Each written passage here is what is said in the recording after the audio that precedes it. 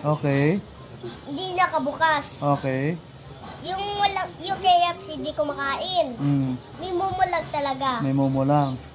Tapos, Saka ano yung yan? 7-Eleven, wala din potchi. Mm. Hindi binibihan. Dito sa hagdan, walang aakyat. Dito sa pinto, hindi papasok. Opo. Nakalak yung nakalak. Yung 7-Eleven, di makabukas. Di makabukas yung 7-Eleven. Tsaka yung ipagas, hindi makagas. Hindi niya mabuksan? Yung pagkain, di ko makain. Yung ultra, hindi na gano'n naggagas. May mumo lang talaga yan. Dito sa Cafe Amazon, may mumo talaga tuloy.